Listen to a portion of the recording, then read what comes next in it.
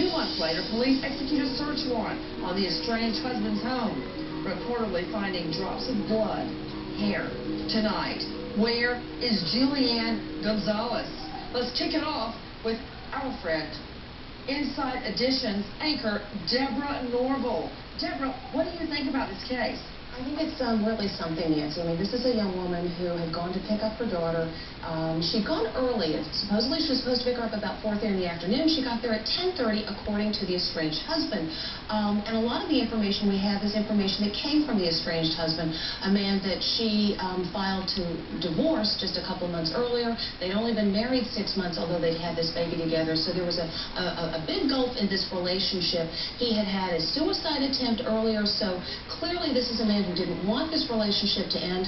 And I don't know. I mean, you read the facts of the case, and one of the things that strikes me is when they did finally search the car, and this was a couple of months after the mom went missing, they found the baby's medicine or prescription in the car.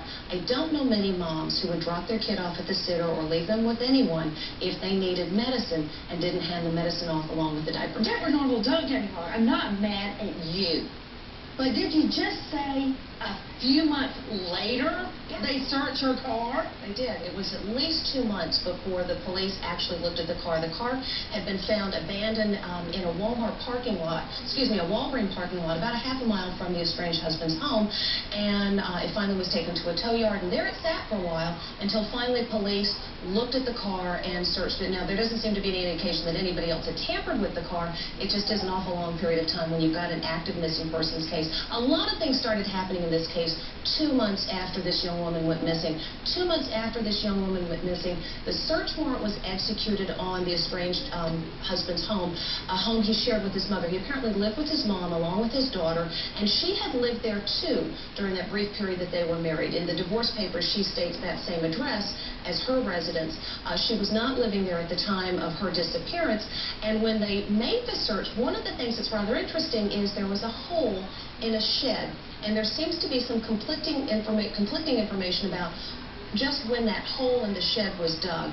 There's one variation of the story where it was dug for plumbing purposes by previous owners. There's another variation that says it wasn't here when we bought the house. So that's another one of those things that I think have stuck out to the police in looking at this and deciding that this man is more than just a person of interest. In the search warrants that were executed, they called him a suspect in the murder of this young woman. Also investigating the case along with Deborah Norville, Jean Casaros, legal correspondent in session. Jean, what more can you tell me? You know, Nancy, for 2 months, they believe Julianne Gonzalez just left on her own. She left her 2-year-old child. She left her full-time job as a pharmacist assistant at Walgreens. And she left her brand new car. You know why they decided that maybe she didn't leave on her own? Was because of some text messages that she sent from her phone right after she went missing. They believe for those 2 months she'd sent them, even though it appears though that maybe she didn't. Maybe somebody else sent them in her name. We are taking your calls to Vicki in Alabama. Hi, Vicki.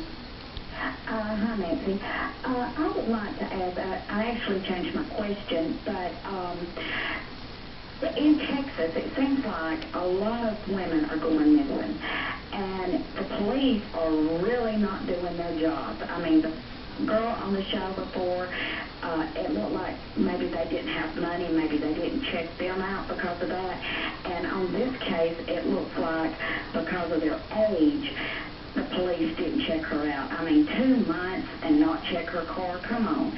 I mean, I live in a small community, and they would do better than that, really. 2 months is crazy. To you, Cheryl McCollum, you're the crime analyst, director of the Cold Case Squad, Pine Lake PD, author of Cold Case. You know, this wasn't a cold case, and you know, I almost always side with the cops, Cheryl, but the only reason they got cold is because police let it get cold. To not search her car that was found abandoned, who knows what they could have found? Blood, hair, fingerprints? They found, as Deborah Norville pointed out, the baby's medicine. Now, Cheryl, you know my children, John, David, and Lucy. Do you really think I would leave their medication in the car and drop them off somewhere and leave for a few days of alone time? No. Exactly. I mean, I can smell that story. It stinks from here. Nancy, she had a new man.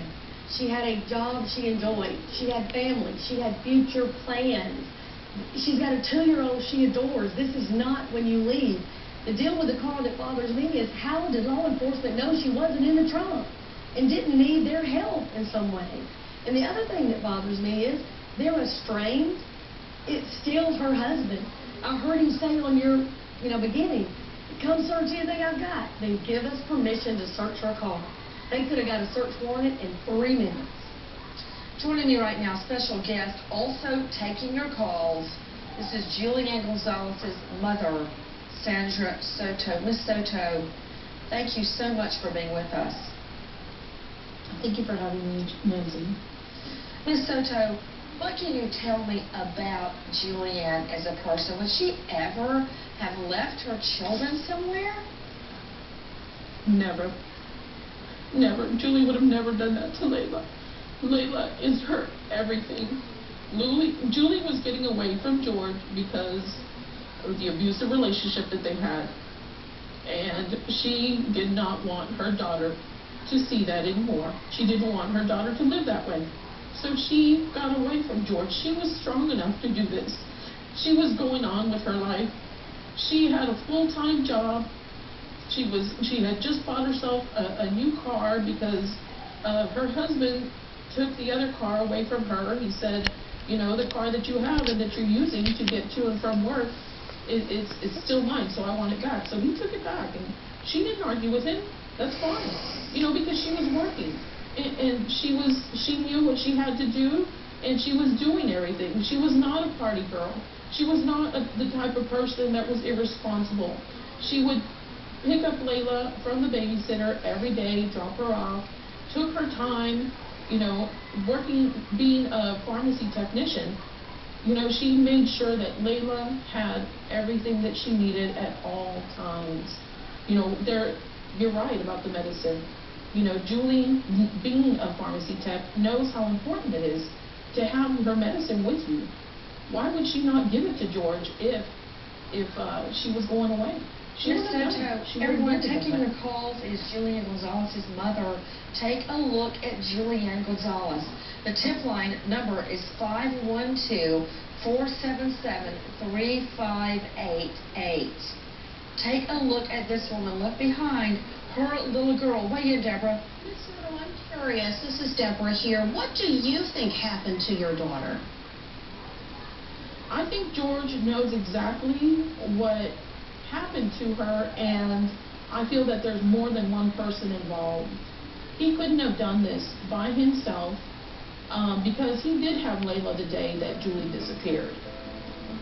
And so I still feel in my heart, like every other parent who has a missing child, that their child is out there, alive somewhere. And that's what I feel is going on here.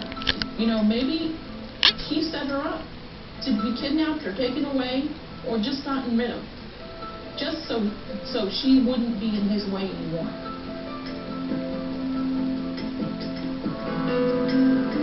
Gonzalez was going through a divorce, and on March 26th was supposed to pick up her daughter from her estranged husband's home. He claims Gonzalez told him she was going away for a few days. Her family doesn't believe the story. I wouldn't wish this upon my worst enemy. I wouldn't wish this upon anybody.